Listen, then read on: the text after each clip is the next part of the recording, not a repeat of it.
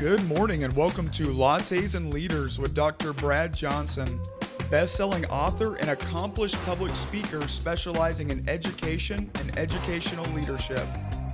I am your co-host, Jeremy Johnson, organizational psychology consultant specializing in career coaching, training, and development. Meet us here each week to discuss topics in education and leadership and meet with some of the top education talent and thought partners from across the globe. So grab your latte, sit back, and enjoy a relaxed conversation that will leave you informed and encouraged. Good morning. Welcome everyone to Lattes and Leaders. We are excited to have a special guest with us today, Frances Powell from a pretty incredible school in Dubai that I'm excited for her to share with all of us today. So welcome.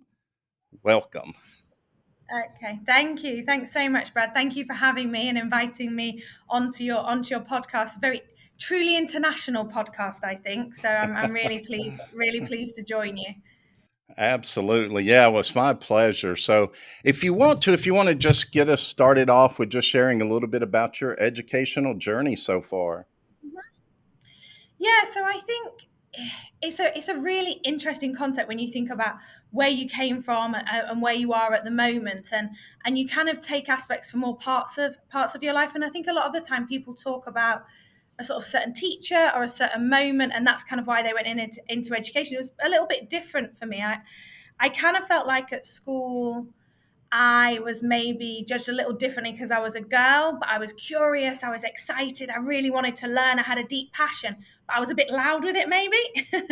and back then that was maybe seen in a slightly different way. And I think I remember one of the first instances where I got into trouble for taking too many books home.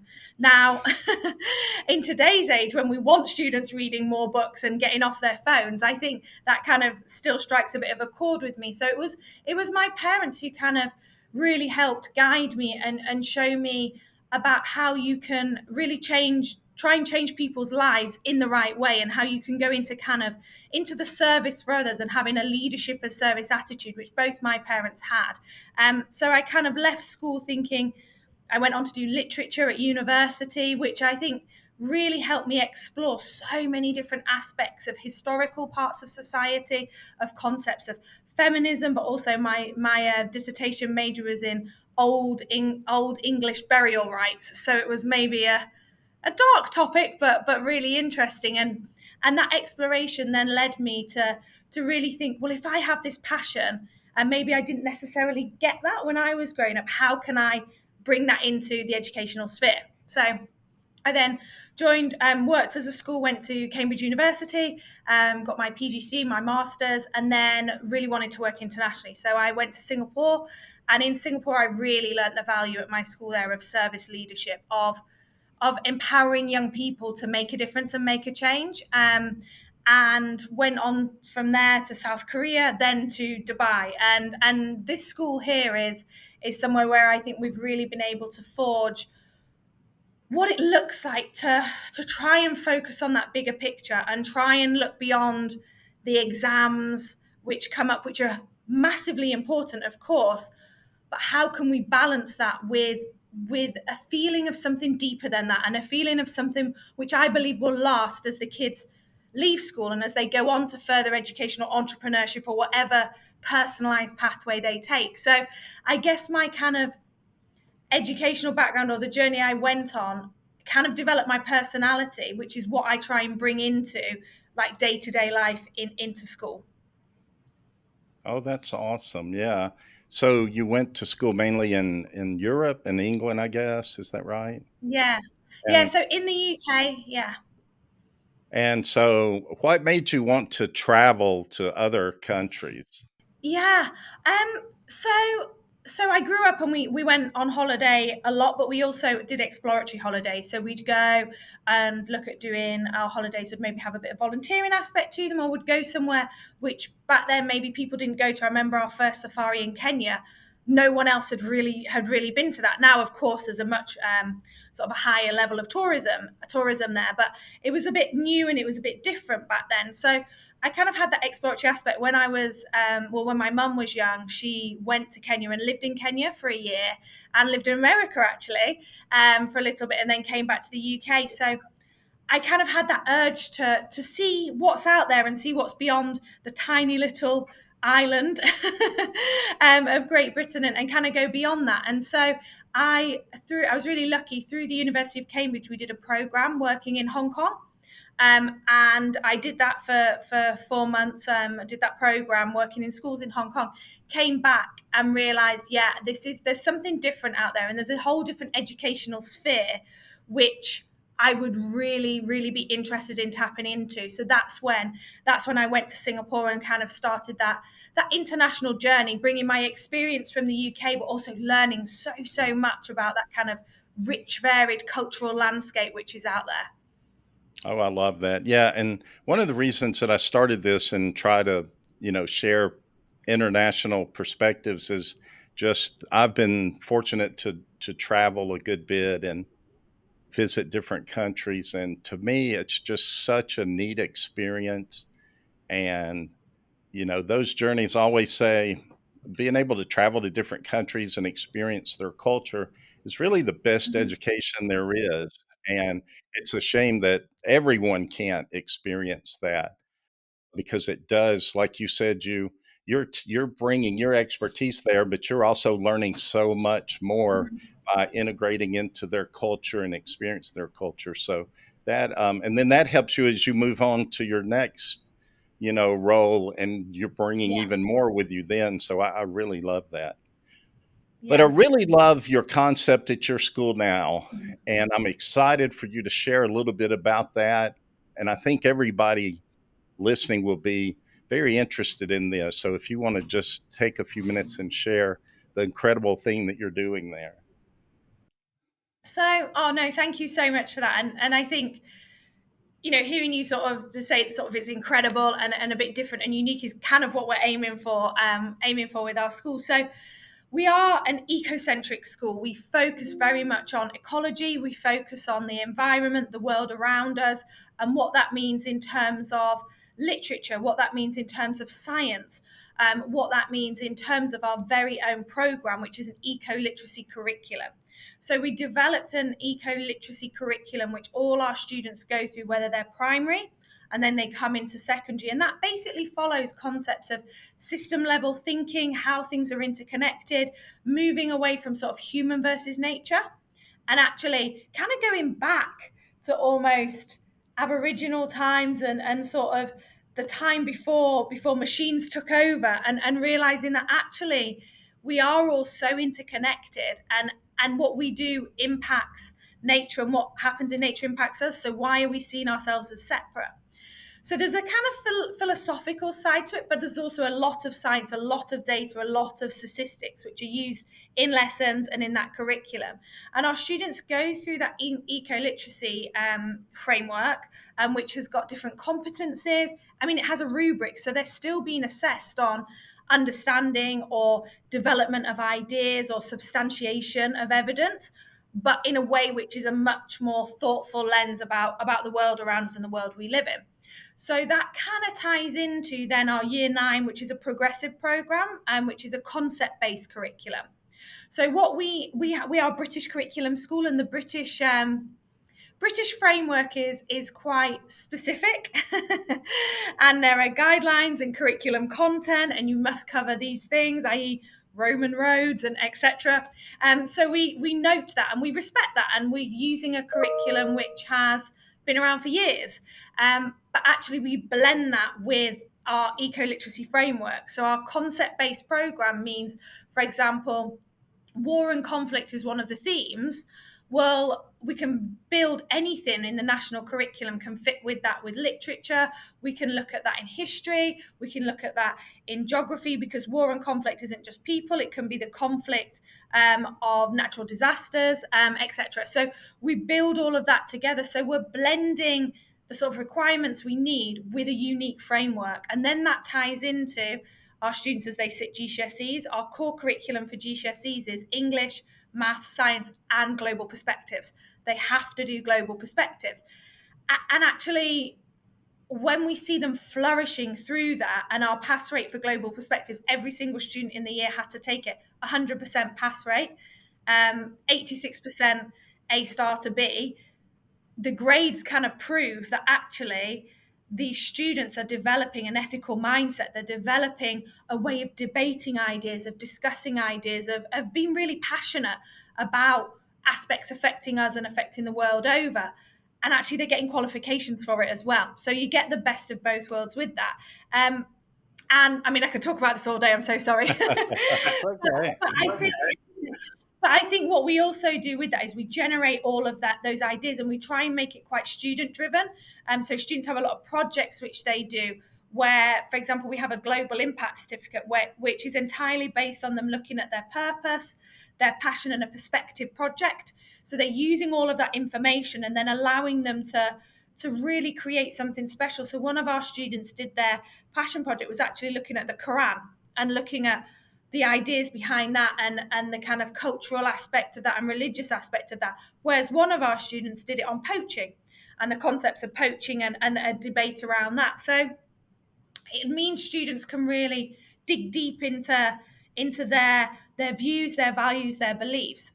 And then we're really lucky that we were built and created by our CEO, our owner group, who truly believed in providing a different form of education. They wanted something which went beyond what we see normally, and particularly here in Dubai. And therefore, we have these incredible facilities. We have biodomes, which are basically mini rainforests, and inside these glass domes we have animals. We have our giant tortoise Darwin, and we have access to those facilities. One of our biology lab is in a biodome, so the students go into that and they're able to learn that real life exploratory experiential learning here on site, as well as we have a connection, which means that our students go to a beach. We're the only school which has that connection, and they're able to do their field work and able to focus on their learning outside of the kind of general concept of a school. And that's inbuilt. That's part of our curriculum. That's part of our expectation. That's like our day-to-day, our daily diet, if you like. So yeah, we're kind of blending ideas together, and our focus is always on how we can really help students to think about the future, to be ethically minded leaders, and to do so with a little bit of flourish and a little bit of passion and zest about it. Yeah, and I'm sure it makes a big difference between just having like theory based and actually having the hands-on, having a biodome. To me, I was a life science teacher, so I can't Oh wow. imagine how amazing that would be, and all that you could do and engage the students with would just be incredible. So I think that is such a unique perspective and something that I'm sure that your students love. I'm sure that teachers do as well, to be able to do, engage them in actual hands-on, beside just like I said, theory or conceptual. Yeah, it's kind of trying to bring it to life a little bit more, and I think our teachers absolutely love it. But it's a challenge, right? Because we're asking them to meet the requirements we have to meet, as we all know, whether it's in your school district in America or in your MOE curriculum in Singapore, or here we have guidelines we have to follow, and we're following those, but we're adding something unique to that. And so I'm not going to pretend it's sort of easy, and what I never want it to be is a tick box exercise. It has to come with authenticity.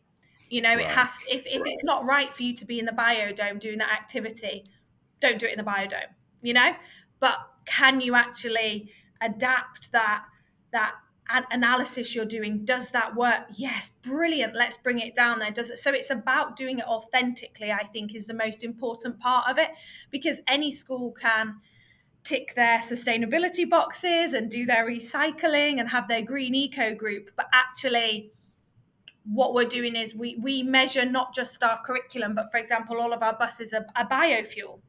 So we're trying to make sure that our sustainability focus is whole school operations wide, not just what we're doing in the class, because you know what teenagers are like. They're going to say, well, hold on, we've just learned about this, and you guys are doing this, and you think, well, actually, yeah, no, you're right. We're being hypocritical, aren't we? What can we do to change it? What can we do to fix it? So that's really important to us, is that authentic foundation of everything. Oh, I love that. Yeah, that just sounds so amazing. I would love to see that in action. Oh, And I come, wish more come, come over schools did to that. Dubai. Oh, I would love to. I would love to. It's definitely on my bucket list to visit there. But yeah, it would be great for schools. I know as a life science teacher, definitely didn't have those things, but I did everything I could. I would teach class outside as much as possible. Go into the woods and just experience it with what we're teaching. Fortunately, with life science, that was pretty easy to do, so I could make those connections. But I just think that's so important. We always talk about making things real world application, that type of thing. But if you can do it in the moment and make it applicable in the moment too, not just for the future, I think that really benefits the student. So that's an Yeah. amazing thing you're doing. Oh, thank So you. when you look back on your journey, and this is kind of for leaders, what do you think has helped you in the diverse roles has helped you? Maybe is there certain strengths that you have, and we'll talk about that more in a minute too with your students, but what strengths do you think you bring that have helped you be successful as a leader? Yeah, so I'm a big believer in positive education and positive psychology. And so when you mention strengths, I think that is just such a fantastic term, isn't it? In terms of we're all made up of lots of different strengths. There are some we focus on more, there are some we're drawn to more naturally, and others we have to work on a little bit, but we're all made up of those. So I mentioned before about being authentic, and I think that that's so important as a leader, particularly if you're trying to drive an area which perhaps is a bit more challenging, or an area which you're expecting teachers to facilitate change and to implement something which maybe hasn't been done before or done in this way. So having that authentic belief in what you do, I'm not going to be asking teachers to do something for the sake of doing it. Actually, I believe this benefits our students. We are here for our kids. That is why we're in school. That is why we do this job. Every day, my students do something which makes me smile or makes me laugh or makes me just go, oh, I love my job. That doesn't mean that happens 24/7. But there is a moment every day where you kind of get that thing of, yeah, this is why we're here. And so I think I've always been very authentic. I've always tried to have a lot of integrity to what I do, which means that there has to be a purpose behind things.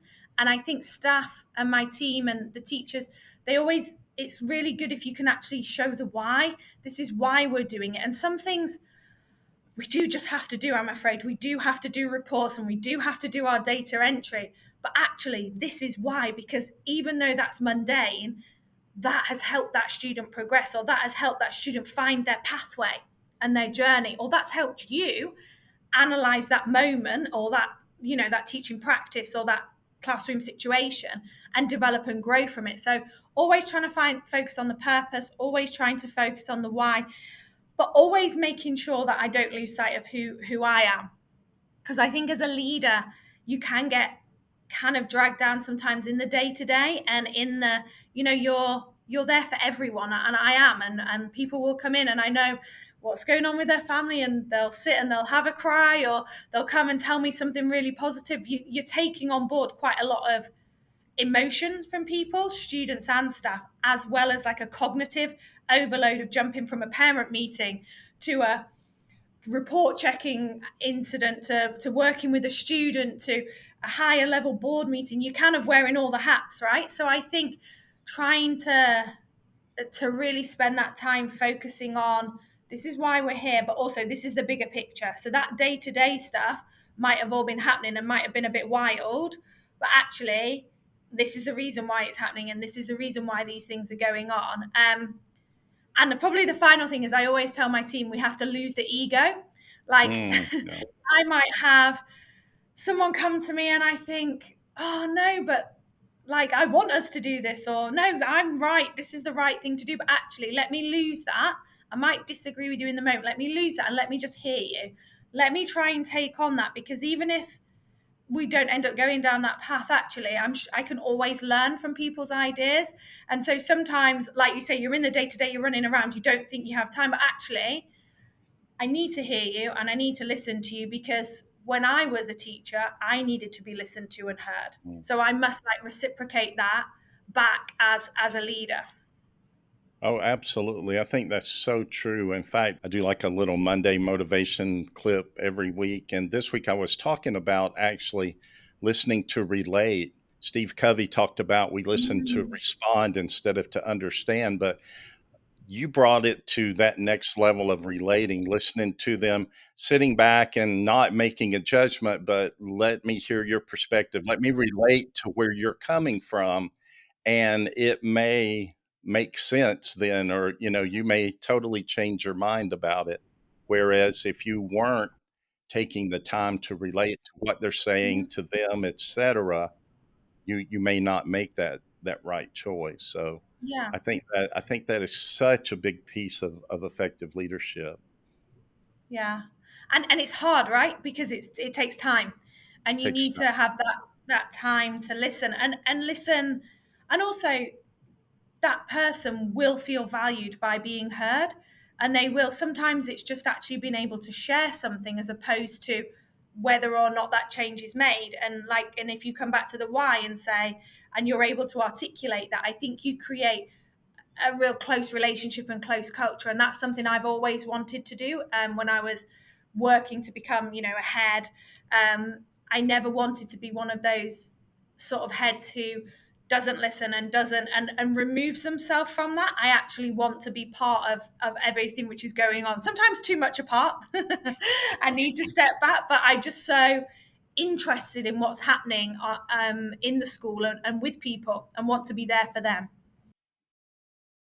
Yeah, that's such a good point. And like you said, it might take a little longer, but in the long run, when they feel valued, you build that trust level with them. So even if you do have to make a different decision or a choice that's not popular, they understand better because you take that time and build those Yeah. relationships.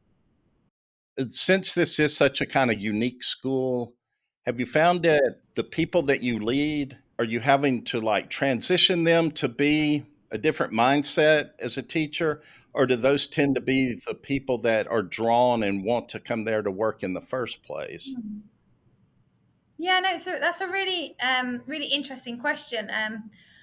Because we're international, obviously our recruitment is a little different than, a sort of specific county or specific state based style recruitment. So in Dubai, it's quite a transient place. It's grown so much over the years, and there is a new school opening every year. There's schools and schools and schools, so it can become a little bit of a supermarket, if you like, where you can kind of pick and choose, and there's lots of aspects going on. And I think where we started as a primary and a middle school, and then I was approached to come in to set it up as a secondary school and make that transition. So that initial transition was very much turning it into a secondary focused school, with that kind of trying to have higher order thinking, trying to really challenge students and trying to push them, no matter what ability they've got or score they've got on their cat or whatever. That doesn't matter. Actually, any student can explore ideas in their own way. It's finding a way which suits them to explore those ideas. So kind of initially doing that, and then building in and extending that to really encompassing all of those values and our ethos, and having that at the heart of that curriculum. So I would say that now most people who apply and most people who we hire want to work in a school which has got something unique, want to work in a school which is a little different, and which they can challenge themselves. And when you've been teaching for even 5 years, 10 years, actually, you can stagnate at times. So actually going, oh, I'm going to join a school where I'm going to be pushing boundaries, and I'm going to be I give that autonomy to people to Mm. go, I'm going to do this, and brilliant. How are we going to do it? Let's talk. Let's go through what that change to the curriculum could look like. So I would say initially there was a transition point and an understanding that we are going to be something unique and something different, and I want people on board who are excited to be part of that. Even if you feel uncomfortable, right? You can still be uncomfortable. That's okay.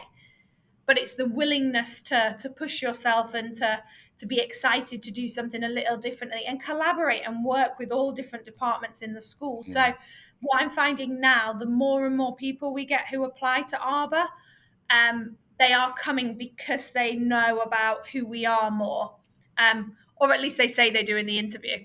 But we do find that we do find that that's, but then you get here and there's a lot to learn. I learn every day, you know, and I will look at something and look at a new way of thinking about aspects and making sure that, does it have a purpose? Will it enhance our curriculum? Because we also do get approached quite a lot by companies or by people who want to work with us. And actually, I only want that if it's going to enhance learning for our students, not just because it looks good for that company to work with an eco school.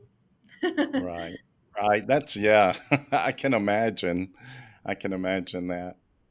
And I kind of thought that. I figured as you develop more and people see it, the more probably the right kind of people gravitate, or not necessarily the right kind of people, but people that kind of have that vision, I guess.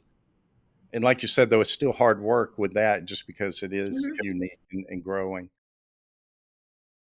So I'm sure this is time consuming because it is so different. How do you take time to take care of yourself? Is that a focus? Do you do a poor job with it? Or Mm. is it something you try to really focus on so that you stay at your best? Yes, the tough one for every leader, I think. You have to try and practice what you preach, right? Because we talk to our students about well-being, we talk to all of my team, I talk to them about well-being, about self-care, and then I look at myself and think, yeah, but you're obsessed with work. So, you need to make sure you actually practice that. So, I wouldn't say I'm in the interest of being of having integrity and being authentic. I wouldn't say I'm uh, fully amazing at it. However, I do have certain practices I do. So, for example, every day I do my 3 moments of gratitude. So I do 3 things every day which I'm grateful for, and that's really helpful in those tough old days. Those tough old days when there's been a lot going on. And I do that with my husband, and we do that every single day, and we've done that for Oh, love that. years. Okay. Yeah, and actually, I always, because I do that, I start off all of my CPD, like my professional development with teachers. I always do something to do with gratitude, something to do with a character strength, something to do with a self reflection, because that's really important. And actually, two of my new colleagues said to me that they are now doing that, the 3 moments of gratitude every night. So that's great to hear. I love my exercise. So I know in order for me to perform at my best, I have to make sure I'm being active. That active style might look different. So, for example, on a weekend, I have quite big training sessions. I will do those. For example, on some nights, it might just be a yoga session. But I know that when actually I'm getting more overworked or overwhelmed, that I need to do more of the good stuff. I need to have Right. more of that time on myself, on my exercise, because also it makes me fresh. It makes me more alert. I'm actually better at my job if I do that.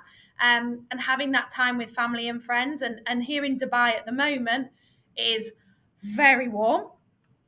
So it's a little too warm for too much outside stuff. But when it becomes in that winter time and you can be outside and be in nature and be part of that, then that time out is really important. So I try my hardest to do it. And I think I'm pretty good at it. But we all know that, you can always be a bit better. And part of it is because I care so deeply about the school and the students. I want everything to go to do so well, and I want them to succeed so much that I have to remember, in order for all of that to happen, I need to be on top form as well. Mm. That's so good. And yeah, I think leaders often are the worst at it because it's almost like, and almost everyone I ask, they're like, well, I'm kind of a workaholic. And I guess that's comes with the territory. That's one of the reasons I guess we strive for more and more and to move higher up the ladder, so to speak. One guy shared something that I thought was really interesting. He said that I'm not very good at doing a lot of things. He said, but I think really we look for fixes when we just really need to focus on the basics like eating healthy, getting 8 hours of sleep, if you, Yeah. whatever the amount that you need. And I'm like, that's so true. Those little things make a big difference too. Because, like you said, when you're always in a rush and jumping from thing to thing, it's kind of easy to just grab something unhealthy to eat, or maybe you Mhm. like, oh, well, I'm not done with what I need to do, so you stay up too late or whatever, and so we kind of punish ourselves from doing the daily things we need that should Yeah. be part of it too. But it is good, and I love the gratitude thing because I always say it's real hard to be negative when you're grateful, and Yeah. so I'm the same way. I start my day that way. I think it's just Yeah. it really sets your mindset. And I think how we approach the day with our mindset really determines how the day's going to go, regardless of how busy it is or what interactions occur. Starting that Yeah. day with that positive gratitude is just so important. So Mm. I love that. And I love that you're passing that on to others there as well. Yeah. Yeah, I think that self recognition is key as well, isn't it? You, like you just said, if you start the day, if you've had maybe it starts off a bit negatively, or like you say, you stayed up too late and then you're tired in that morning, been able to recognize that and go, okay, what can I do today which is going to try and like counteract that? So one cool thing we can do here is we can go to the biodome. I encourage all my team to try and every week get down to the biodome, do some mindfulness, have some reflection time, take your marking down there. Like you can be with the birds and in the rainforest, in that environment, and actually, but recognizing that and remembering, actually, this isn't why this school was set up. This school was actually set up so we don't create students who are solely focused on one thing, or not looking after themselves and everyone else around them. And we are, like, one of the things we talk about is enough for all forever. We want to make sure that there's actually enough on this planet for everyone, and we can Mm, only do that if we're looking after ourselves as part of that, right? So it kind of goes back to, if this is what we say is unique about us as a school, we have to be practicing that ourselves as a mindset. yeah. Yeah. I think I would spend a lot of time in that biodome. When you think about your travels and different cultures, etc., what would be like one nugget maybe of wisdom or just something that you've observed or thought about in your travels like that would be useful for a leader or maybe a new leader? Because we always talk a lot about diversity and things like that. Mm-hmm. But most people really don't truly experience it because most people don't really, even if you're with different ethnicities and stuff, if you live in the same area and interact together, you're still kind of, you know, you Yeah. know, share the same experiences. So, is there something that you would share, something maybe, like I said, you've learned or experienced that you would encourage maybe leaders to think about, or just a nugget of wisdom for them as they move into leadership? Mm.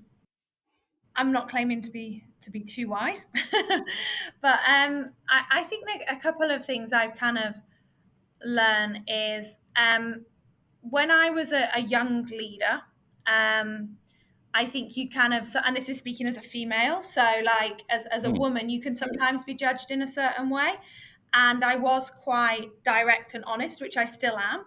I've maybe tamed it a little bit, but it's still like I believe it's the best way to be, because I want people to be honest with me and open with me. But I think I was kind of, well, I know I was, because I was told, this is, you're abrasive was the term used, which we should never use in that type of situation. And I think what stuck with me is yeah, sometimes you do need to change your style a little bit and adapt and develop. Of course, you always need to look at how that's coming across. But also, I also learned to believe in myself and kind of go, well, mm, actually, no, I know I'm doing the right thing, because I'm less abrasive than that male leader, but I'm judged differently. So basically, I need to find a place where I can be the type of leader I believe is important, which is kind, caring, but honest and open. And I need to find a place which actually respects that and wants that to be part of who they are. So I think don't be too hard on yourself in those moments, and don't make any judgments like that kind of really into like counteract all the good stuff you're doing. Take it on board, hear it. Perhaps there are little changes you need to make, but don't lose sight of what you believe in. I always think like your gut is a pretty good Mm, sense of intuition about what's right and the right way to do things, because I've never been afraid to challenge up. You need to, and I I want love people to that. challenge me. I want people to challenge me. And I guess the second thing is the kind of opposite side of that is also don't be afraid to be vulnerable. It's okay to show you're human, and it's okay to show that there's a certain side to you. I don't mean I think if we're crying in the corridor every day, then that's probably a deeper problem which we need to look at. But it's okay to show that vulnerability and to open up in the right way, in a professional way. And I think that's something maybe I've learned as I've got older, which as a young leader I didn't necessarily know how to show it without it being seen as weak. But I think times have changed now, and I think actually people appreciate that idea of empathy and understanding, and that idea of, okay, no, I've been there, I hear you, how can we work through this together? So that kind of balance of who you are, and not being afraid of who you are, and letting that kind of truth show in the right way. I love that. And especially both of those points are so important. Like you said, they kind of balance each other. But yeah, I think it's so true, like you said, to be your authentic self, and not that purposely try to be a certain way or whatever, but you have to be true to who you are and your personality and how you lead. And if that doesn't fit with some people, it just doesn't fit with some people. And that's okay too. You have to be true to yourself, and you'll find that place where that you're valued and heard and are able to lead effectively. I just think that that's such a good message to share, especially with new leaders. Yeah. Don't second guess yourself. Believe in yourself, trust yourself. I think that is so true. And I love the focus that you shared with about being strength based, even with the Mhm. students. That was me. I write a lot about it.